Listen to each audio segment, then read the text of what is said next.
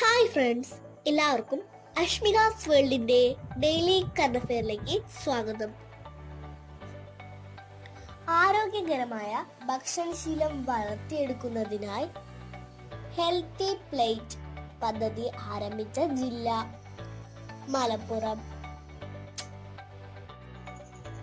ശരീരത്തിന്റെ രോഗപ്രതിരോധ സംവിധാനത്തിന്റെ പ്രവർത്തനം തകരാറിലാക്കുന്ന നാഡീസംബന്ധമായ അവസ്ഥയായ ഗില്ലൻ-ബാരി സിൻഡ്രോം ബാധിച്ച് കേരളത്തിലെ ആദ്യ മരണം റിപ്പോർട്ട് ചെയ്തതെവിടെ?